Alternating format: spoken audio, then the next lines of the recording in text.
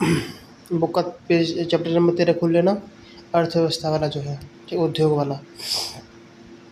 उत्तर प्रदेश मुख्यतः कृषि प्रधान राज्य है, ठीक है। उत्तर प्रदेश मुख्यतः कृषि प्रधान राज्य है। और याद रखना, उत्तर प्रदेश में कितनी पॉपुलेशन है जो कृषि कार्य में संलग्न है, तो 59.3%। और नेक्स्ट पढ़ेंगे, पहली चीनी मिल, चीनी उद्योग के बारे में पढ़ेंगे। पहली चीनी मिल कहाँ खोली गई? देवरिया प्रतापपुर में 1903 में। और उत्तर प्रदेश में कितने गन्ना उत्पादक क्षेत्र हैं? 9। उत्तर प्रदेश में 9 गन्ना उत्पादक क्षेत्र हैं, ठीक है, जिनमें से गंगा यमुना दोआब क्षेत्र प्रमुख है। 9 गन्ना उत्पादक क्षेत्रों में से गंगा यमुना दोआब क्षेत्र जो है प्रमुख है।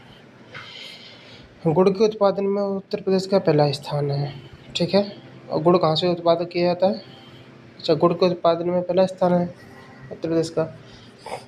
अब देखते हैं क्या पढ़ रहे थे हम? चीनी, हाँ। अब चीनी उत्पादक प्रमुख स्थान कौन से हैं? सुल्तानपुर, बरेली और मेरठ। सहकारी चीनी मिल संघ की स्थापना 1963 में की गई। सहकारी चीनी मिल संघ की स्थापना कब की गई? 1963 में, 1963। और उत्तर प्रदेश राज्य चीनी निगम लिमिटेड की स्थापना 1971 में की गई। नेक्स्ट, उत्तर प्रदेश गन्ना किसान संस्थान, ये 1975 में बना लखनऊ में, गन्ना किसान संस्थान, ठीक है। और इसको नाम क्या था? उत्तर प्रदेश के गन्ना किसान संस्थान जो लखनऊ में है, इसका नाम है लाल बहादुर शास्त्री गन्ना किसान संस्थान, ठीक है। और याद रखना, मुजफ्फरनगर, गोंडा, बनारस, गोरखपुर, शाहजहाँपुर में शाखा प्रशिक्षण केंद्र है, ठीक है। नेक्स्ट, उत्तर प्रदेश गन्ना शोध परिषद, गन्ना पर शोध किया जाता है ना, और गन्ना शोध परिषद का गठन हुआ था 1976-77 में। उत्तर प्रदेश सहकारी गन्ना समिति, उत्तर प्रदेश सहकारी गन्ना समिति संघ लिमिटेड की स्थापना 1949 में की गई। उत्तर प्रदेश सहकारी, याद रखना, सहकारी गन्ना समिति, ये 1949 में। अब लकड़ी के बारे में, लकड़ी पर उत्कृष्ट श्रेणी की नक्काशी सहारनपुर व नगीना में होती है। लकड़ी के खिलौने कहाँ मिलते हैं? लखनऊ, बनारस और चित्रकूट में। लकड़ी के खिलौने कहाँ मिलते हैं? लखनऊ में, बनारस में। बैत और छड़ियाँ मिलती हैं बरेली में। खेल का सामान मेरठ, आगरा। उत्तर प्रदेश में पहला सफल कागज कारखाना सहारनपुर में स्थित स्टार पेपर मिल था। उत्तर प्रदेश में पहला सफल कागज कारखाना कहाँ पे है? सहारनपुर के स्टार पेपर मिल है, ठीक, वहाँ पे है। सर्वाधिक कागज की मिल कहाँ पे है? मुजफ्फरनगर। सूती वस्त्र उत्पादन में उत्तर प्रदेश का तीसरा नंबर है। सूती वस्त्र के उत्पादन में तीसरा नंबर है। और सूती वस्त्र की सबसे ज़्यादा मिल कहाँ पे है? कानपुर में। चिकन कढ़ाई का काम कहाँ होता है? लखनऊ में। दरिया कहाँ मिलती है? सीतापुर में, सीता द्वीप से होती है, ठीक। कटवर्क, हम गाजर को काटते हैं ना, कटवर्क, तो कटवर्क हो जाए गाजीपुर। टेरी टावल, गाजियाबाद। पाइल वर्क कहाँ होता है? अमरोहा, ठीक है। पाइल वर्क कहाँ? अमरोहा। बेड कवर, बेडशीट कहाँ मिलती है? गोरखपुर में। छींट और लिफाफे की छपाई, ये फर्रुखाबाद में। कंबल कहाँ मिलता है? मुजफ्फरनगर में मिलता है, और बिजनौर के नजीबाबाद, लावड़ में। कंबल मुजफ्फरनगर में बहुत मिलता है, और नजीबाबाद में, बिजनौर के। राज्य का सबसे बड़ा उद्योग हथकरघा उद्योग है। पूछे राज्य का सबसे बड़ा उद्योग क्या है? हथकरघा। और रोजगार के दृष्टि से पूछे तो कृषि के बाद दूसरा नंबर इसी का है। हथकरघा अधिनियम आया था 1985 में। हथकरघा अधिनियम 1985 में आया था। नेक्स्ट, कानपुर को उत्तर भारत का मैनचेस्टर कहते हैं। अक्टूबर 2022 में प्रदेश सरकार द्वारा उत्तर प्रदेश वस्त्र और गारमेंटिंग नीति 2022 को मंजूरी दी गई। अक्टूबर 2022 में प्रदेश सरकार द्वारा उत्तर प्रदेश वस्त्र एवं गारमेंटिंग नीति 2022 को मंजूरी दी गई। नेक्स्ट, ये क्या था यार?